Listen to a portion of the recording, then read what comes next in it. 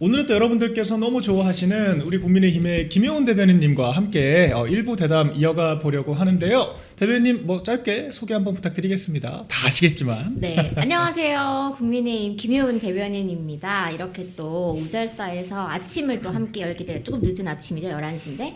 네, 박민영 대변인과 함께 오늘 또 즐겁게 또 티키타카를 좀 해보면 좋을 것 같아요. 그리고 지금 저한테 카메라가 넘어온 김에 우리 이영풍 대표님 짧게 제가 영상 편지 한번 드리겠습니다. 좋습니다. 네, 저 멀리 지금 부산에서 또 이렇게 우리 우파 시민들의 열렬한 응원과 지지를 한 몸에 받고 계시는데, 네, 피곤한 기색 없이 열심히 또 이렇게 선거운동 잘하고 계신다고 너무 멋지고, 도회적 마스크. 네. 그리고 또 구수한 부산 사투리. 그렇죠. 네, 또 이중 매력을 또 발산하고 계시다고 제가 익히 들었습니다. 끝까지 힘내시고요. 제가 열심히 기도하고 응원하겠습니다. 화이팅! 감사드립니다. 그리고 사실 제가 진행 이제 한 2주차 맡고 있는데 시청률이 나쁘지 않다고 대표님께서 너무 좋아하셨다. 좋아만 하셨습니까? 다행입니다. 네, 조금 더 지나면 위협을 느끼시는 거 아닌가요? 더 많은 분들께서 구독과 좋아요 눌러주시면 더 힘이 될 것 같습니다. 네, 더 큰 위협이 될 수도 있습니다. 아유, 저는 이제 고용된 입장이기 때문에 고용은 좀 표현이 그런가요? 농담이에요. 대신하는 입장이기 때문에 네. 제가 더 열심히 진행을 해보라는 또 우리 시청자, 지지자 여러분들의 말씀으로 듣겠습니다. 그렇죠. 오늘 저희 또 재밌는 이야기들 많이 준비되어 있잖아요. 네. 최근에 또 저희가 내부 공천이 어쩌고 이런 얘기만 하다가 그 장덕 대표께서 방미하시고 나서는 분위기 많이 달라진 것 같아요. 어제도 정말 미국의 조야의 주요 인사들을 많이 만나셨고 보도도 많이 됐는데 네. 일단 쭉 어떤 성과들이 있었는지 소개 좀 해주시죠. 네, 지금까지 이제 알려진 인사로는요, 우선 데럴 아이사, 이 공화당 하원 의원을 만났다. 이렇게 되어 있고, 그 다음에 이제 요거는 많이 알려지진 않았지만, 제가 어제 이제 문화일보 가서 직접 들은 거는, 이 아이번, 발음이 어려워, 이분이, 크나퍼시라고 하는, 네, 요분, 국가안전보장위원회에서 이 동아시아를 담당하고 있는 국장, 아주 높은 위치에 있는 분이에요. 동아시아, 우리나라를 포함한. 수석국장이죠. 네네. 이분이 거의 정책 전반을 또 이제 컨트롤을 하고, 또 트럼프 대통령에게 직보를 하는 그런 위치에 있는 분이에요. 그리고 또 이제 공화당 전국 위의장, 네, 우리도 이제 전국 위의장이 있잖아요. 그래서 공화당의 모든 네트워크를 책임지고 있는 실세 중에 실세. 그래서 이분을 또 아주 즐겁게 또 만나셨더라고요. 사진까지 올라왔더라고요. 네, 사실 미국 사람들은요, 우리나라 사람들처럼 막 이렇게 소주 한 잔으로 막 돌려서 파도 타고 막 이런 이 소셜 디스턴스가 우리처럼 가깝지가 않아요. 네. 정말 제가 미국 가서 놀랬던 거는 패밀리 레스토랑 같은 데를 가도 1인분이 얼마나 크게 나옵니까? 미국 스타일로. 그렇죠. 근데 그거를 우리는 보통 4명이면 한 2-3개 시켜서 나눠 먹는데 미국 사람들은 거의 1인당 하나씩 자기 것만 먹거든요. 네. 그만큼 남이랑 뭔가를 가까이 앉아 있거나 막 터치를 하거나 그러지 않아요. 근데 내가 사진을 봤는데 두 분이 그냥 딱 붙어 있더라고요. 네, 맞아요. 네. 그래서 우리 장 대표님의 또 사진이죠. 네, 저렇게 가깝게 잘 안 앉아요.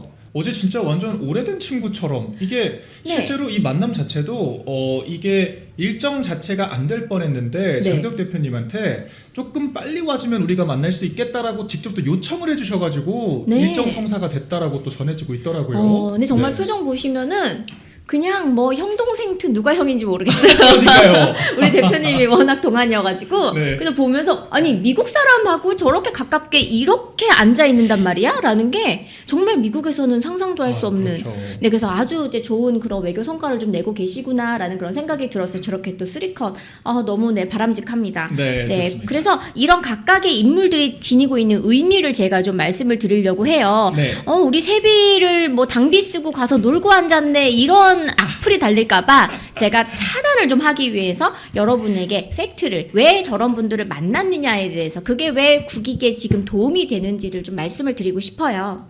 우선 데럴 아이사라고 하는 요 분은요 한 2-달 전에 동아일보에서 기사를 좀 크게 냈었던 그런 분인데 네. 이분이 예전에 워싱턴에서 하원 법사위 산하의 반독점 소위원회에서 이 외국 정부가 미국 기업을 표적으로 삼는 그 방법들에 대해서 낱낱이 파헤치고 공개하는 그런 청문회가 열렸었어요. 네. 근데 그때 공정위원회 이 위원장인 주병기 위원장이 예전에 서울대 교수로 재직 중이었을 때일 거예요. 그때 완전 반미 운동을 하는 그런 내용의 칼럼을 쓴 적이 있었는데 네. 그거를 저는 우리나라 청문회만 이렇게 피켓 뜨는 줄 알았거든요. 네. 정말 이만하게 막 화면에 꽉 찰 정도로 이따시만한 이런 맞아요. 피켓을 들고 나와가지고 딱 가르치면서 이 사람 반미야 반미 이러면서 네. 이런 사고를 가지고 있는 사람이 공정거래위원장이야 라고 하면서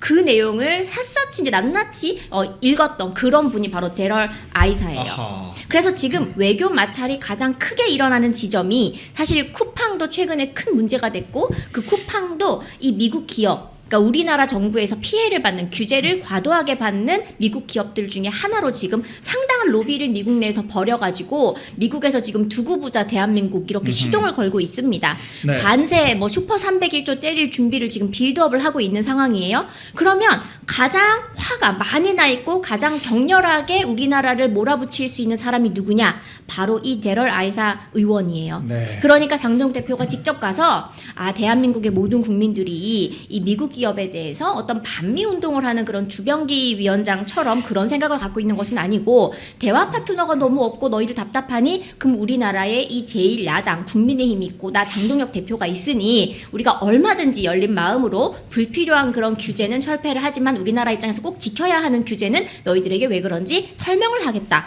이렇게 대화의 물꼬를 틀어 간 겁니다. 이런 만남 여러분 이거 세비가 아까운가요? 아깝지 않은가요? 아깝지 않습니다. 맞습니다.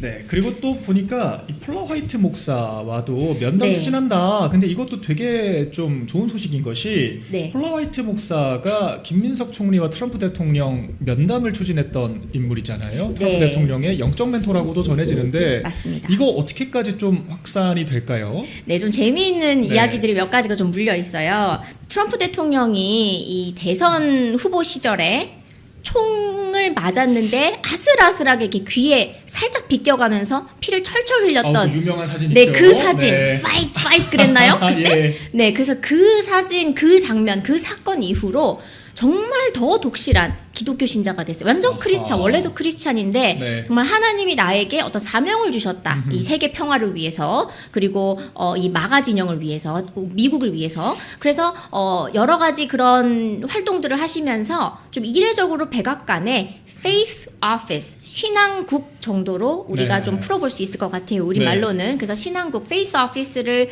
설치를 하면서 그게 집무실하고 바로 이렇게 가깝게 연결이 되는 곳이라고 합니다. 네. 네. 어허. 무슨 일 있으면은 제가 기도 드릴게요. 이렇게 대통령님 그러고 똑똑똑 하고 들어가서 기도할 수 있는 그런 아하. 가까운 위치에 있는 분이 이 네. 폴라 화이트 목사입니다. 진짜 영적 멘토네요. 네, 맞아요. 그래서 김민석 총리가 전에 방미한다고 알리지도 않고 갑자기 뜬금없이 폴라 화이트 목사가 이 SNS에 김민석 총리를 만났다. 네. 그 다음에 김민석 총리가 이 트럼프와 투샷을 찍은 게 더 먼저 알려져서 예. 어머 언제 미국 갔지? 라고 했던 적이 있었잖아요. 네. 그걸 이제 미국 측의 이제 비하인드 스토리를 몇몇 취재원들로부터 또 우리 이지혜 대변인이도 지금 들으셨어요. 그래서 네. 제가 또 들었죠. 네. 근데 그 이야기가 참 상당히 흥미로웠던 게 이 페이스 오피스는요 종교 탄압에 대한 많은 투서들이 들어가는 곳입니다. 그런데 지금 우리 한국에 있는 이 교계의 탄압에 대한 여러 가지 그런 투서들이 워낙에 한국에서도 많이 가고 또 미국 현지의 목사님들하고도 많이 이제 투서가 가다 보니까 이 폴라 화이트 목사가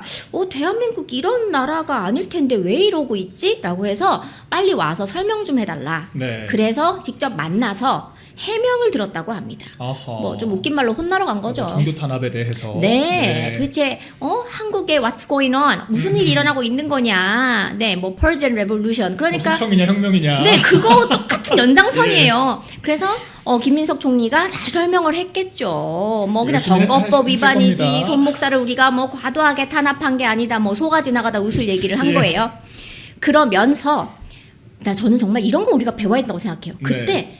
근데 말이죠. 제가 트럼프 대통령에게 어떤 그 핸드라이팅, 손으로 뭔가 친서를 써온 게 있는데 이거를 꼭 드려야 되는데 아하. 트럼프 대통령에게 아주 중요한 정보가 될 거다라는 그런 이야기를 했다고 합니다. 여기서부터 이제 들은 얘기를 그대로 전달 드리는 거예요. 물론 네. 그 후에 뭐 어떤 반론이 있을 수도 있습니다. 여진 남길게요. 그래서 이제 폴라 화이트 목사가 그렇습니까? 그럼 바로 이제 가깝잖아요. 네. 대통령께 계십니까? 잠깐 우리 한국의 프라임 미니스터가 가서 중요한 친서를 준다고 한다. 그랬더니 그래? 와봐 타이밍이 딱 해가지고 맞았네요. 갑자기 네. 그냥 아다리가 긍정적으로 그럼요. 그게 타이밍이 맞아서 그냥 딱 맞은 겁니다. 예. 그러면 우리도 워낙 이 장동혁 대표는 아버님도 그렇고 형님도 그렇고 또 이 독실하시죠. 독실한데 또 목사님 집안이잖아요. 맞습니다. 그러니 더더욱 이제 폴라 화이트 목사를 우리 대한민국이 얼마나 또 이 뭐 여당뿐만 아니라 야당도 기독교 네트워크가 잘 되어 있는지 또 얼마나 이 신앙이 깊은지 그러니까 그런 모든 것들이 외교 라인은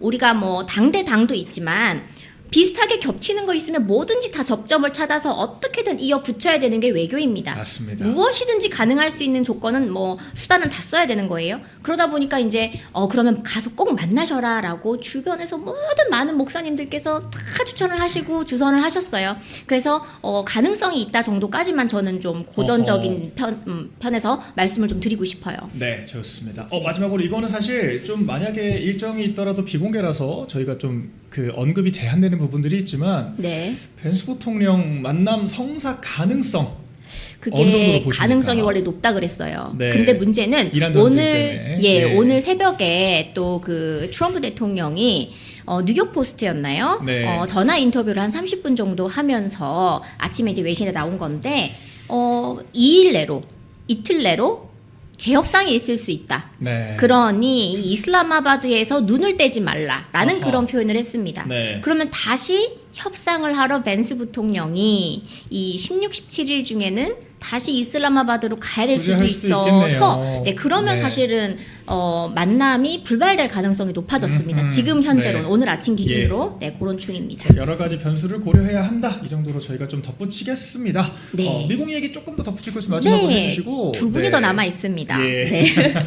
그리고 이 아이번 크나퍼시라고 하는 요 분은요, 조금 이름이 생소하실 수는 있는데요. 우리가 그 NSC라고 하면은 미국도 있고 우리나라도 있고 많은 나라들에서 안전보장이사회라고 하나요? 뭐 그런 이제 명칭이 있잖아요. 국가의 안보의 그렇죠. 이제 북한이 미사일 쏠 때마다 하는 거. 그렇죠. 그 예. 수장이 대통령이고 이제 바이스가 부수장이 부통령입니다. 그러니까 네. 대통령이 주재하는 그런 안전보장 회의를 하는 그 기구예요. 그래서 이 안에 산하 이 기관들이 다 있을 거 아닙니까? 여기서 동아시아 전략을 총괄하는 수석 국장이 바로 이 분이에요. 네. 그러니까 지금 우리가 이야기하는 이 트럼프 정부에서 대중 정책 그리고 대북 정책을 어떤 기조로 갈 것인가라는 거에 대한 것은 다 이분이 담당을 네. 하고 있습니다. 우리나라로 치면은 대통령 그 휘하에 안보실장이 있고 네. 안보실장이 이제 두는 수석급들 라인들 중에서 동아시아를 전담한다라고 하는 거니까 핵심 중에 핵심인 거죠. 역시 대통령실 출신이라 조직에 대한 설명이 정말 정확하시네요. 네. 네, 그래서 이분은 당연히 우리가 지금 만나야 되는 중입니다. 제가 전에 다른 방송에서 말씀드린 적이 있는데 언론 보도로는 이제 그 대통령실에서 대변인이 브리핑을 한 정도로만 기사화가 됐지만 실제 그 스케치 영상을 본 분들은 좀 경악했던 그런 어허. 사건이 하나 있었는데요. 네. 얼마 전에 미국의 상원 의원, 뭐 공화당 2분, 그다음 민주당 2분이 대만 거쳐 일본 거쳐 우리나라를 와서 이 양규백 국방장관 그리고 이재명 대통령을 차례로 만나고 간 적이 있습니다. 네. 그런데 전작권 환수라고 하는 이 진보 진영은 너무나 좋아하지만 우리는 너무나도 두려워하고 있는 현실적으로 이 불가능한. 그럼요. 네, 대북 억지 능력이 우리나라가 지금 핵 빼고야 군사 능력 6위라고 합니다. 세계에서. 네. 하지만 이거는 핵을 거기에 넣게 되면 우리는 떨어집니다. 순위가. 네. 핵이 없기 때문에. 그렇죠. 짧게만 첨언드리자면 미국이 지금 제공하는 특히 정보전 전략 자산의 값어치가 11조가 넘는다고 하거든요. 맞아요. 그런 정보전이 가능해요. 그러니까 즉 북한이 미사일을 실탄을 쏘는 건지 도발용 지금 서해에 쏘는 건지 이 판단이 돼야 될 거잖아요. 맞아요. 정보전이 가능해야 기본적으로 지휘 통제가 가능한 거라서 그런 조건들이 전제가 됐을 때 전작권 환수가 가능하다라고 하는 규정이 이미 있거든요. 그렇죠. 네, 근데 지금 전혀 그런 전제가 안 돼 있지 않습니까? 맞습니다. 그런 상태에서 대통령이 이 미국 상원 의원들한테 먼저 그 말을 던져버린 거예요. 네. 그랬더니 오히려 미국의 이 상원 의원들이 우려를 표하면서 이거는 뭐 미국의 민주당 공화당 관계없이 다 우려를 표하면서 이 억지력이 한국 내에서 충분히 이 방어력이 있다고 확인이 된 다음에 그거는 천천히 논의를 할 문제다라고 한 발을 빼더라고요. 네. 이거요 안보 관련된 일을 조금이라도 기사를 읽어보신 분들은 정말 두려워해야 될 일입니다. 맞습니다. 우리나라에 그러면은 미군이 그냥 철수할 수도 있는 문제가 되는 겁니다. 그렇죠. 그래서 이런 문제를 가지고 이 상원 의원들이 미국 본토로 돌아가면은 과연 과연 어떤 보고를 올릴까요? 아하. 한국 큰일 났다. 네. 네, 동맹이기를 포기할 수준일 수도 있다. 어떤 우려를 전할 것이고,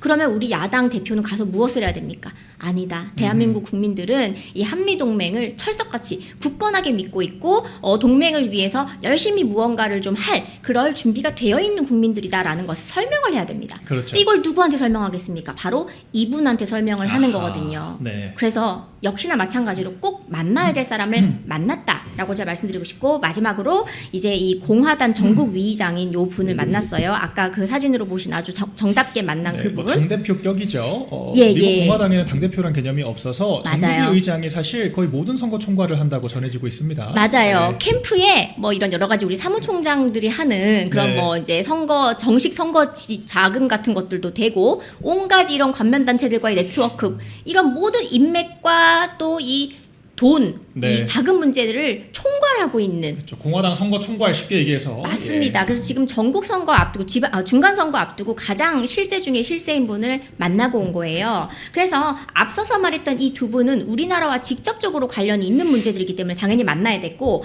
이번에 이 공화당 전국위의장과의 만남은요, 앞으로의 이 미국의 보수 정당과 대한민국의 보수 정당끼리의 당과 당의 네트워크를 구축을 하러 간 거였거든요. 네. 근데 저는 이 대목에서 참 슬펐던 게, 우리 보수 정당이 수권 정당으로 대통령을 배출한, 우린 대통령 정당 아닙니까? 그렇죠. 그런데 그동안 와, 공화당하고 이렇게 대면했나, 이렇게 커넥션이 없었나, 그동안 우리는 뭐 했나라는 그런 생각이 들었어요. 네. 그래서 제가 이게 왜 그럴까 하고 좀 찾아봤더니, 국회의원들이 미국을 방문하게 되면은 그 안에 한인 네트워크들하고 주로 접촉을 하게 됩니다. 네. 그 이민자들이잖아요. 그럼 이민자들을 위해서 여러 가지 지원 정책들을 펼쳤던 건 아무래도 미국에서도 네. 공화당보다는 민주당이 많습니다. 아하. 그래서 이 미국 민주당이 한국 민주당하고 같은 게 전혀 아니거든요. 네. 그러다 보니까 윤석열 전 대통령 시절에도 그 당시에 또 바이든 대통령. 네, 바이든 대통령이고 민주당이 여당이었어요. 집권했을 때. 그러다 예. 보니까 또 여당 네트워크가 사실은 더 단단했던 터라, 우리가 지금이라도 빨리 공화당과의 네트워크를 돈독하게 쌓아야 되는 이것이 사실 어떻게 보면 우리 당의 존명이 달린 문제와도 직결이 되어 있습니다. 그래서 만나고 온 겁니다.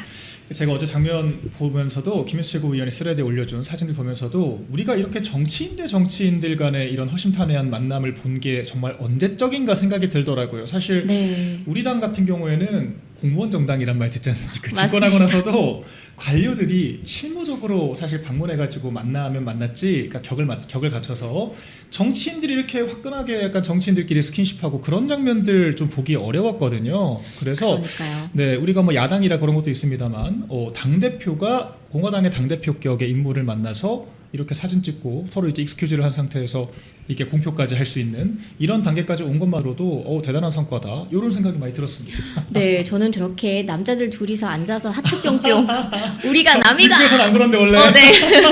예. 저 진짜 깜짝 놀랐거든요. 네. 아주 즐거운 그런 이야기들이 많이 오갔고, 그럼 앞으로 저 전국 위의장이 미국 전체 50개 주를 다 다닐 거 아닙니까? 네. 중간 선거 때 가서 한국 공화당 대표에 대해서 어떤 이야기를 아마 하고 다닐까? 네.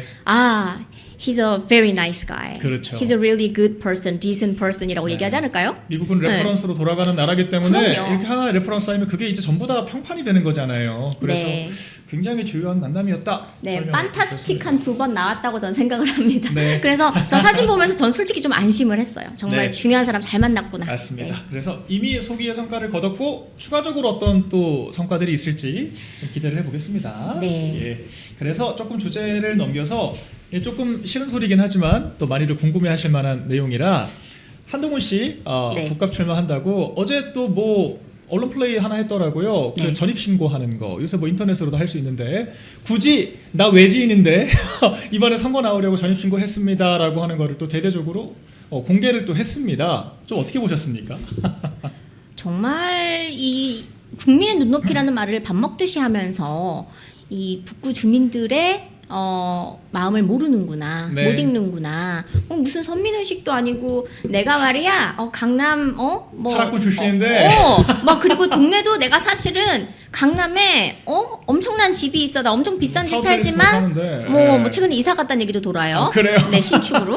뭐 그건 모릅니다. 어쨌든 그냥 도는 얘기예요. 근데 내가 친히 지금 너희들을 위해서 내가 보수 재건을 위해서 뜻도 모르겠지만 동료 시민들을 위해서. 네, 동료 시민들을 위해서 내가 친히 부산 내려갔다. 네. 이렇게 전입신고 시기나 내가 써준다라는 그런 느낌이 저는 상당히 기분이 나빴어요. 제가 네. 원래 시골 사람이라 그런지 몰라도 저희 그런 거 텃세 정말 많이 영남권에서, 그죠? 네, 느껴지거든요. 네. 상당히 기분이 나쁘고 그리고 또 다른 그 영상을 보면은 아저씨 알아? 이러면서 지나가는 중학생들하고 맞죠, 인사를 어린아이들한테. 근데요. 저도 사실 전략공천으로 험지를 출마를 했지만 정말 생소한 지역에 가서 선거운동을 해봤잖아요. 그렇죠. 얼마나 이게 준엄하고 무섭고 어려운 자리입니까? 맞죠. 저는 가자마자 빨간 파카 딱 입고 정말 그냥 척사장 다니고 온갖 이 동네 행사 다니면서 막 안녕하십니까 뭐 국민의힘 김효원입니다 막 이렇게 하면서 아유 제가 동네 잘 모르고 이렇게 전략공천 왔지만 앞으로 열심히 배우겠습니다. 무조건 그냥 인간 이 각도기처럼 90도 그렇죠. 딱 해야 되는 거예요. 네, 심지어 흡수하고. 우리 박민식 장관 같은 경우에는 그 지역에서 태어나서 쭉 자라고 네. 이선했나요? 네, 재선까지 그렇죠. 했던 의원인데도 불구하고 다시 돌아왔다 죄송하다 면목 없다 무조건 열심히 하겠다. 때마다. 네. 그리고 우리 이영풍 대표도요. 부산 토박이잖아요. 그렇죠. 근데도 지금 얼마나 열심히 선거운동하고 다닙니까? 그리고 우리 이영풍 이 우잘사 채널 같은 경우도 구독자가 지금 얼마나 많고 네. 동접자가 지금 얼마나 많은데 그렇죠. 이런 분도 가가지고 무조건 굽히고 이 시민들의 마음을 얻기 위해서 가장 낮은 자리에서부터 시작을 하는 그게 사실은 지역구 선거입니다. 네. 근데 가서 그냥 흰 티셔츠에 이렇게 뭐 밑에 뭐 입었더라고 해서 뭐 아저씨 알아? 막 알지? 이렇게요. 어쩌라고. 네. 네. 사진 찍고 싶어? 뭐 그러더라고요. 네, 그래서 와, 선거운동을 결국에는 본인을 살리기 위해서 가처분도 안 걸었으면서 본인을 살리기 위해서 그 한 컷의 그 지지자들이 막 나가가지고 그 추운 날에 집회할 때 네. 방 안에서 키보드 치면서 그렇죠. 따끈한 오뎅 국물 한 장 이런 것처럼 내가 선거운동 하지 않아도 팬들이 다 해줄 거다. 뭐 친한계 의원들이 내려와서 해줄 거다. 무공천 해달라고 때도 네. 쓰고. 지금 그러고 있는 거잖아요. 네. 그래서 이런 모든 모습을 저는 부산의 시민분들은 대구 북갑 지역의 이 시민분들은 이것을 준엄하게 평가할 네. 거다라고 저는 생각을 합니다. 사실 제가 지역 주민이면요, 저렇게 전입 신고하는 거를 언론에다가 공개하는 것도 굉장히 불쾌할 것 같아요. 불쾌해요 그거. 지금 뭐 외지에서 왔다고 자랑하는 것도 아니고 네. 선거 때 급하게 들어와가지고 집구했다라고 하는 게 자랑인가요? 사실 그럼 이 지역에 대해서 뭐 현안을 뭘 알고 지역 주민들의 무슨 감정과 역사를 이해를 하겠으며 어떤 정서에 공감을 하겠습니까? 황당한 문제인데 지금 더 재밌는 것은 뭐 재밌지 않죠. 되게 심각한 문제인데 그 우리 북갑에서 정말 털을 오래 닦았던 책임당원들도 계시고 또 우리 시구의원들도 계시고 또 그럴 거 아니에요. 근데 우리 당이 그런 우리 당의 과거 우리가 오랫동안 선거에 승리했던 지역구를 무공천을 하자 이런 이야기 하는 분들 계시고 오늘 방금 기사 하나 좀 틀어주세요. 박정훈 의원은 이게 어느 나라 어느 세상에 있는 정당에서의 이런 개념인지 모르겠습니다만 무공천을 반대하는 게 해당 행위다. 국민의힘이 공천을 하면 해당 행위다. 이런 얘기를 지금 해요. 아니, 이게 뭐 어디 화성에서 오셨나요? 아니 그러니까요. 정말 화성 맞는 것 같아요. 왜 이것이 해당 행위냐? 저는 이걸 딱 보면서 드는 생각이 야, 네. 이 국회의원 출마하는 사람들도 PPAT 쳐야겠다. 아 진짜. 당원 당규 봐야겠다. 제가 한 번 더 번역을 해드리면 어떻게 이 이런 문장은 생각을 하지? 네. 당이 공천을 하면 해당 행위라고 얘기를 한 거예요. 당이 공천을 해야죠. 공천을 막는 게 해당 행위입니다. 회사가 돈을 벌면 이게 어떤 불법적인 행위다. 뭐 이런 얘기를 지금 하는 겁니다. 네, 지금 요렇게 하나씩 한 분씩 이게 숟가락을 얹고 계시잖아요. 어제 이제 그 서병수 전 의원, 그 다음에 김도 의원, 그 다음에 또 송석준 의원, 그렇죠. 그리고 지금 뭐 박정훈 한기호 의원 의원, 등등등등 뭐, 네. 요 분들이 결국에는 해당 행위가 되는 거죠. 이건 뭐 그렇죠. 저의 어떤 개인적인 의견이 아니고요. 우리 국민의힘 당원 당규 네. 네. 당원들이라면 누구나 따라야 하는 그 법전 같은 당원 당규에 명백하게 나와 있고요. 이걸 어길 시에, 위반 시에는 어떠한 제재가 가해지는지까지도 처벌 규정까지도 다 나와 있는 해당 행위입니다. 그러니까 이거는 형법으로 치면은 이적행위죠. 이적행위. 맞아요. 사실 뭐 이건 제가 과한 표현을 지금 하는 것이 아니라 진짜로 그래요. 문해력이 가동된다면 그렇게 연결됩니다. 그럼요. 사실 국민의힘에서 대통령과 반목하는 걸 넘어서 반목이란 말도 사실 우스꽝스럽죠. 대통령의 낙하산이었던 사람이 그렇게 그 당원 게시판 여론 조작해가면서 그렇게 그 유력 정치인들과 대통령 부부 공격하다가 쫓겨난 사람이고 수사받고 있는 사람인데 그런 사람을 당선시켜줘야 되니까 우리가 공천을 하면 안 된다. 이게 적을 도와주는 이적행위고 사실 외환 유치죠. 어찌 보면 그렇죠. 그러니까 적국과 무소속 후보인 한동훈 씨와 통모해서 네. 우리 당에게 지금 위해가 될 만한 지금 이야기들을 하고 있기 때문에 우리 당의 가능한 의석수를 줄이려고 한 아주 네. 중대 죄가 되는 거죠. 그렇죠. 그래서 이런 행위들을 지금 당당하게 하고 있고 오히려 반대하는 당헌당규상의 원칙을 지키자고 하는 사람들을 해당 행위자로 행위자? 몰고 있다. 그럼 우리 역적인가요, 네. 오늘부터? 너무 황당해요. 이 당의 기강이라는 게 그러니까요. 너무 당혹스럽습니다. 그러니까 제가 늘상 말씀드리듯이 한동훈 씨 때문인 것도 있지만 전 국민의힘 제가 몸담고 있지만 세상에 이런 정당이 또 있을까? 그러니까 이런 얘기를 하는 구성원들이 지금 의원이라고 배지 달고 있는 이런 정당이 세계사에 존재를 했을까 생각이 들 정도예요. 맞아요. 그리고 지금 저는 이거를 입장 바꿔서 예를 들어서 지금 조국 대표가 평택을 출마를 선언을 했잖아요. 네. 그럼 만약에 예를 들어서 민주당의 어떤 모 의원들이 예. 우리 조국 대표가 출마를 하니까 민주당에서는 무공천해야 된다. 그러면 이분 과연 이 민주당 개딸들한테 그럼요. 어떤 테러를 당할까요? 바로 제명당합니다. 바로 제명입니다. 제명이에요. 그 100번 양보해서 조국 당과는 사실 범여권으로 분류가 되고 뭐 당대당으로 협상할 수는 있겠죠. 그러니까 우리가 이 지역구는 누구 주고 이 지역구는 우리 주고 이건 기브앤테이크를 하는 또 정당 간의 협업일 수 있잖아요. 네. 근데 한동훈 씨는 뭐 정당이 있는 것도 아니고 느닷없이 부산에 쳐들어와서 갑자기 멀쩡한 박민식 후보나 이영풍 대표님 같은 바닥 닦고 계신 분들이 계신데 그 사람들 쳐내라. 자기 부른 또 얘기 절대 안 해요. 주변 사람들 시켜가지고 그렇게 떠들고 기사거리 되는 것처럼 마치 이게 찬반 그 논쟁거리인 것처럼 얘기를 하는 게 굉장히 네. 당혹스러워요. 이게 찬반 논쟁이 안 되지 않습니까? 그러니까요. 이거 정말 예. 지구가 둥글다를 가지고 막 그러니까요. 법정까지 가야 되는 그런 네. 이상한 조식을 지금 세계관을 가동시키고 있는데 전혀 이거는 뭐 어린 반푼어치도 없고요. 네.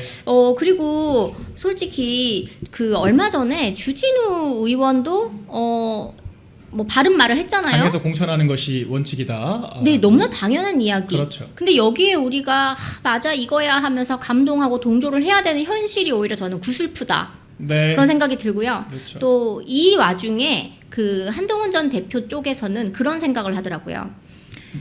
우리가 이렇게 팬덤을 몰고 다니는데 네. 부산시장까지 우리가 도움이 될 수 있어. 그러니까 우리가 손대면은 부산시장도 안 될 게 된다라는 식으로 지금 네. 그런 식으로 접근을 하는 거예요. 그러니 당에 도움이 되는 그런 방향이기 때문에 무공천을 해야 된다라는 그런 류의 생각들을 어허. 해요. 하지만 제가 박형준 시장님 캠프의 아주 핵심인 분하고 직접 통화를 했고 얘기를 들었다는 네. 기자님께 또 직접 들었습니다. 어허. 네. 네, 그 들은 바로는 박현준 시장님께서는 지금의 우리 당의 이 존명, 우리 국가 자유민주주의의 존망에 대해서 너무나도 걱정이 많고 이번 경선에서 그래서 정말 그냥 삭발 투혼을 하셨고 네. 가족들이 많이 울었대요. 삭발하시고 어허. 나서. 그래서 그 모습으로 우리 당이 하나로 똘똘 뭉쳐야 된다.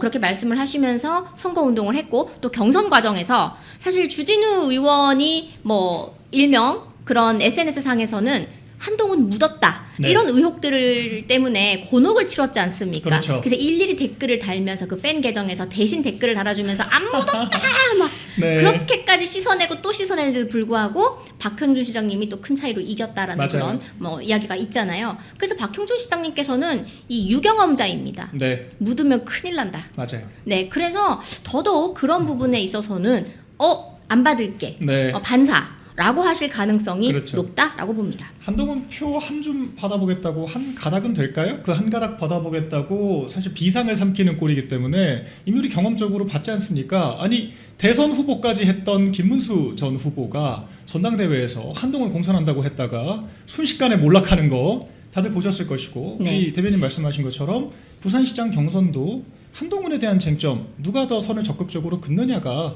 당원들의 판단 기준이었거든요. 맞습니다. 그리고 이 부산 안에서 그 팬덤이 부산 시민이고 실제 유권자인 분들은 과연 몇 프로가 될까도 봐야 됩니다. 맞습니다. 그래서 네. 뭐 한동훈 씨는 묻으면 나락간다. 뭐 한 번 더 확인을 해보고 싶으시다고 하면은 각자 알아서 하시면 될 것 같고. 네, 맞아요. 이 얘기만 좀 해보겠습니다. 마지막으로 우리 대구 경선 어제 사실 저희가 좀 배경 설명을 드리자면. 지난 목요일 지금 보도가 됐죠. 네. 장덕 대표께서 대구에 직접 찾아가서 이 동대구역 인근 한 호텔에서 이진숙 위원장과 한 2시간 반가량 만찬을 했는데 그때 저희가 동행을 했습니다.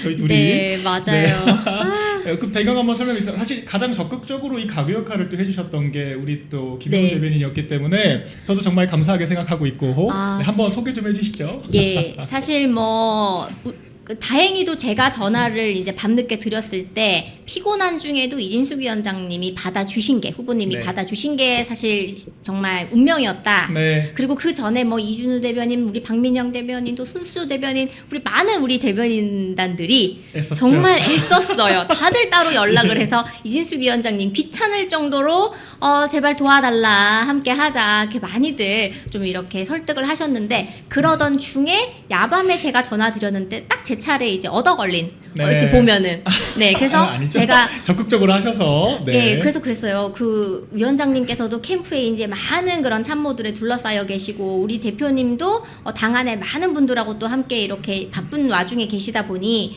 서로 1대1로 터놓고 이야기할 기회가 좀 없었을 것 같고 그리고 사람이 서로 아 하고 말해도 다르게 이해하는 세상인데 직접 얼굴 보고 좀 대화를 해보시면은 네. 좀 오해가 풀리지 않을까요? 그렇게 이제 말씀을 드렸고 그리고 정말 이 억울한 심정이신 거 누구보다 우리가 다 잘 알고 있다. 네. 그래서 우리 대변인들 봐서라도 한 번만 마지막이라 생각하고 한 번만 직접 만나 주시면 안 되겠냐라고 제가 이제 제안을 드렸고 위원장님께서 근데 일정상 지금 계속 대구인데 시간이 조금 어렵다. 네. 그래서 제가 사실 이거는 저 책임지지 못할 말을 던졌어요. 예. 제가 모시고 가면 만날 거냐. 그러니까 제가 대형 책임을 사고를 지셨죠, 근데. 네, 제가 대형 사고를 친 거예요. 그래서 예. 모시고 가면 만나실 거냐 그랬더니 오시면 만나겠다. 그렇게 아하. 하셔가지고 대표님께 바로 연락을 드려서 대표님 내일 뭐 하십니까? 그래서 중요한 어떤 저녁 약속은 있는데 네. 왜요? 라고 사실 제가 이렇게 여쭤보니까 눈치채신 것 같더라고요. 예. 그래서 저와 함께 가주셔야겠습니다. 네. 그래서 제가 박민영 대변인께 전화 드려가지고 방송 좀 네, 빼고 갑시다. 하루만. 우리 둘이 가야 네. 된다. 우리 정무실장님 말씀이니까 또 제가 들어야죠. 그래서 이 정말 힘없고 백없고 정말 네. 네, 낮은 자리에 있는 우리 대변인 둘하고 그렇죠. 우리 대표님하고 이제 서울역에서 기차 타고 네. 이제 내려가서 두 분이서 이제 만남을 하셨고 사실 2시간 좀 넘게 네. 제가 또 뭐 방송에서 우스갯소리로 뭐 이렇게는 말씀드렸어요. 이게 소개팅을 해도 네. 1시간 만에 쫑 하면 끝나면 안 되는 다음이 거고. 없는데 맞아, 애프터 없죠. 2시간 지나가면 네. 이거는 그린라이트다. 얘기 잘 되는 거다. 네, 근데 그린라이트 맞죠? 네, 그러면 2시간 반 계셨으니까 좋은 결과가 당원분들께서 바라시는 그런 좋은 결과가 나오지 않을까요? 라고 저는 그리고 생각을 심지어 했거든요. 기차까지 미뤘잖아요. 맞아요. 원래 좀 더 빨리 가는 이게 그 열차였는데 맞아요. 얘기가 오래되셔가지고 이게 우리가 가야 됩니다 사인도 드렸는데 차를 좀 미룹시다 하면서 맞아요. 또 더 이야기를 하셨을 정도잖아요, 그죠? 맞습니다. 그래서 사실 저희는 지금까지도 기대를 좀 하고 있고 네. 이진숙 후보님께서 우리 당과 당원들 그리고 우리 대변인들을 위해서 또 좀 제발. 예, 플리즈 네 도움을 좀 말씀을 잘 하실 네, 거라고 저는 예.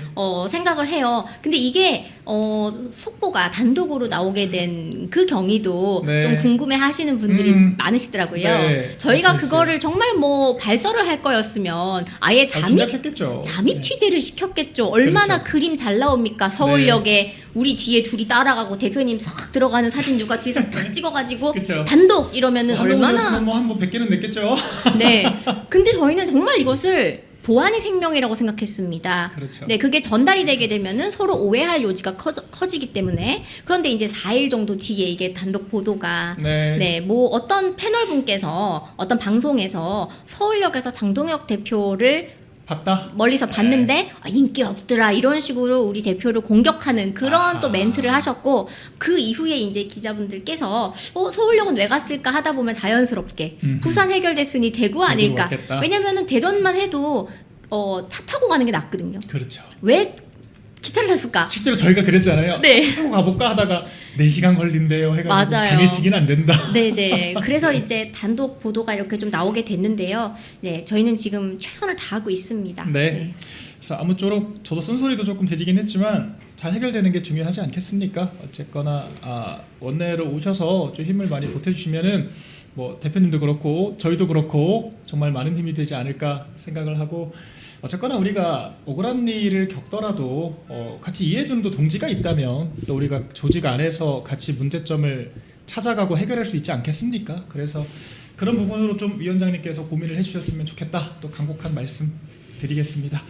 네, 우리 김효원 대변인님 모시고 얘기 나누고 있는데요. 자, 그러면은 일단은 이 얘기 짧게만 해보고 마무리할게요. 네. 주호영 의원 얘기도 좀 해볼게요. 네. 무소속 출마 강행 결국 할 거라고 보십니까? 안 할 거라고 보십니까? 저는 안 하실 거라고 네. 봅니다. 주호영 의원은 네. 예, 왜냐하면은 무소속 출마를 강행하게 되면은 우리 당에서 그렇게 오랫동안 또 입지를 다지신 우리 당 출신 의원인데 그 마지막이 너무나 좋지 않은 모습으로 그렇죠. 네, 당의 역사에 기록되는 걸 본인께서는 원하지 않으실 거라고 생각을 합니다. 네. 네. 그리고 또 항고를 하셨기 때문에 제가 뭐 법조인들 얘기 들어보니까 가처분은 빨리 되지만 항고는 시간이 걸린다고 하더라고요. 그래서 네. 항고를 기다리겠다고 하는 것 자체가 이미 오늘부터 그 대구 경선 투표 시작됐잖아요. 맞습니다. 그래서 이미 항고를 기다린다는 것 자체가 어느 정도는 마음을 접은 게 아닌가 생각해 봅니다. 네. 네, 우리 대변인님 모시고 얘기 나눠봤는데 마지막으로 우리 우자일사 시청자 여러분들께 한마디 부탁드리겠습니다. 네, 영상 편지를 너무 일찍 쓴 것 같습니다. 우리 대표님께 드렸다면 이제는 시청자분들께. 네, 정말 우리 우파는 잘 싸워.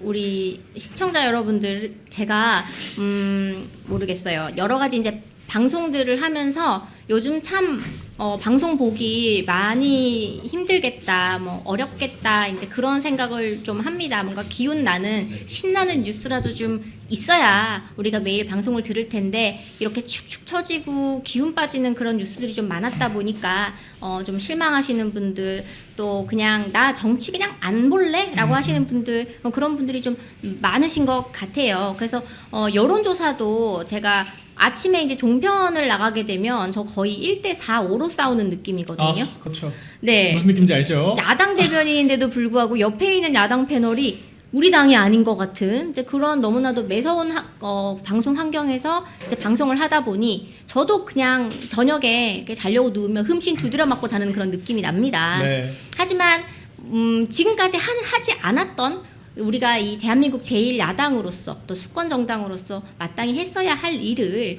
대표님이, 장동혁 대표가 본인의 뭐 연임이나 재심이나 이런 정치적 계산기 전혀 두드리지 않고 마땅히 해야 할 일, 가장 기본적인 것들을 하나씩 지금 추진을 하고 또 정리를 해 나가고 있습니다. 사실 당내에 뭐 당직자가 어떻다, 뭐 태업한다, 뭐 그런 네.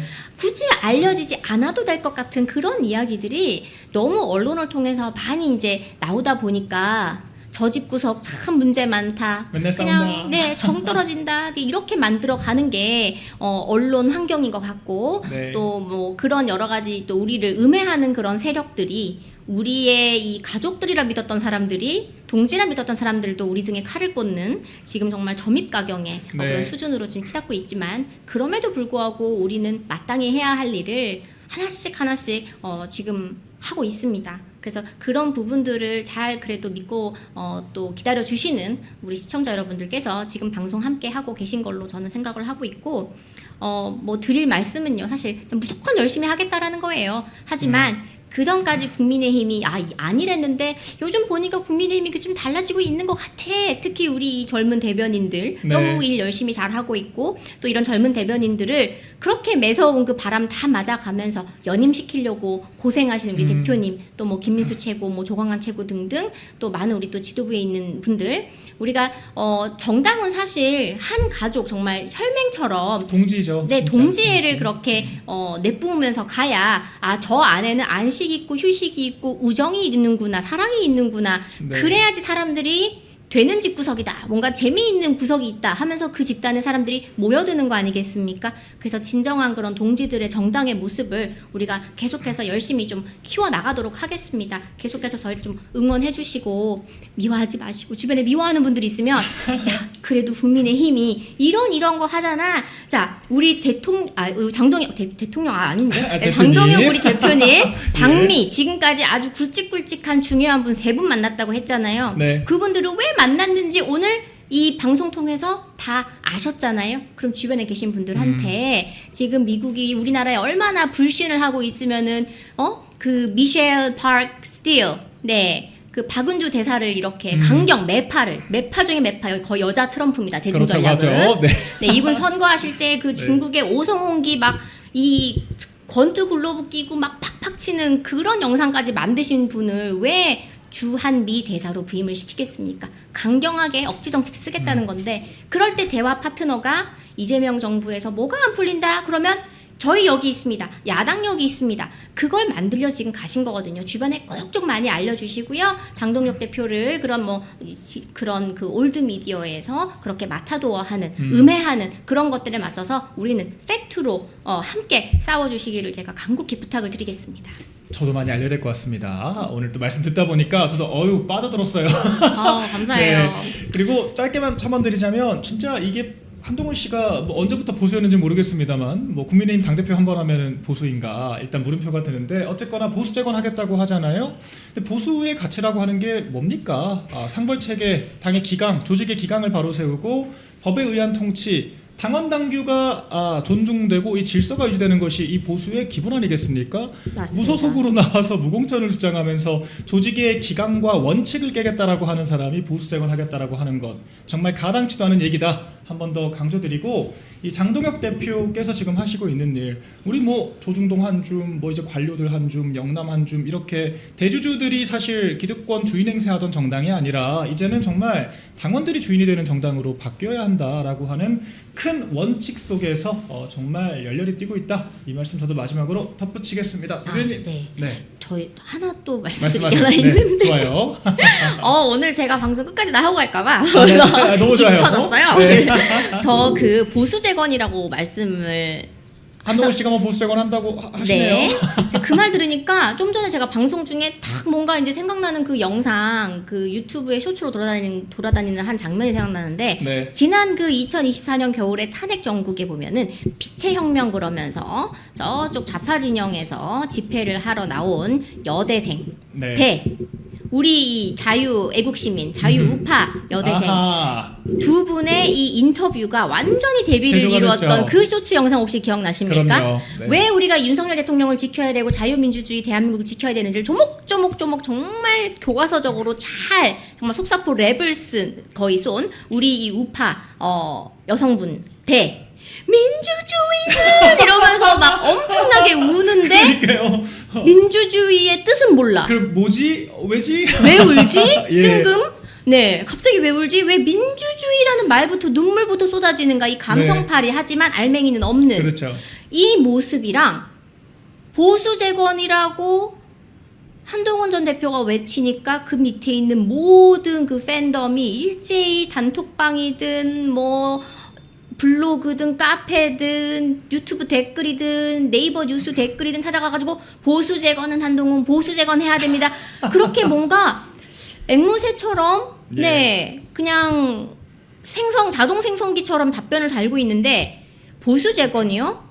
보수를 괴멸시킨 거잖아요. 그렇죠. 냉정하게 우리가 윤석열 전 대통령이 공도 있고 분명히 과도 있습니다. 모든 걸 다 우리가 편들지 않았어요. 하지만 이 정권을 지켰어야 하는 명백한 이유가 있었어요. 문재인 정권 때 우리나라 거의 막 정말 너무나도 심각한 안보 문제를 비롯해서 뭐 코로나 백신도 그렇고 우리나라의 체제가 완전히 전복될 수도 있다라는 그런 우리가 존망의 위험을 느끼지 않았습니까? 그렇죠. 그걸 정말 그야말로 보수 나라를 재건하려고 대통령으로 우리가 뽑아낸 사람이 윤석열 전 대통령이었어요. 우리가 그분의 모든 걸 다 좋아해서 무조건 탄핵반대 지키려고 했던 게 아닙니다. 나라 지키려고 했던 거예요. 근데 그것을 뭐 특검이다 뭐다를 이제 앞세우면서 반대표를 찬성표를 만들어냈고 네. 결국에는 우리 당 의원들이 찬성을 했기 때문에 이게 탄핵이 된 거 아닙니까? 그렇죠.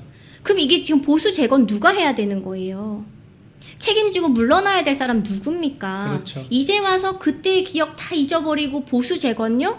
뜻도 모르면서 그런 얘기 함부로 하면 안 된다고 저는 생각합니다. 보수를 괴멸시킨 한동훈 씨가 정치권에서 영원히 사라지는 것이 보수 재건의 시작이 아닐까 저는 생각을 합니다. 네, 지금까지 말씀 감사드려요. 저도 계속 얘기하고 싶은데 또 이제 다음 또 게스트 기다리고 계셔가지고 저희가 다음 기회에 또 깊은 대화 나눠보도록 하겠습니다. 김윤 대변인이었습니다. 감사드립니다. 감사합니다. 콩TV를 사랑하시는 시청자 여러분, 대한민국은 지금 체제 전쟁 중입니다. 연성 파시즘 체제로 갈 것이냐, 아니면 자유민주주의 체제를 지킬 것이냐, 이를 위해서는 결단과 용기가 필요합니다. 민주당의 정보통신망법이 통과되어서 오는 7월부터 시행이 됩니다. 이렇게 되면 언론 자유 훼손은 물론이고 자유우파 유튜버들의 산업 생태계에 심각한 지장이 예상됩니다. 여러분, 어떻게 해야 되겠습니까? 여러분들의 도움이 필요합니다. 여러분들이 우잘사 회원에 가입하셔서 대한민국 체제 전쟁에 승리하고 국민의힘 장동혁 지도부를 지켜내고 정보통신망법을 비롯한 언론 자유를 심각하게 훼손하는 여당발 공세에 대응해 주시기 바랍니다. 우잘사 회원 많이 가입하셔서 함께 가는 여정을 만들어 갑시다. 감사합니다.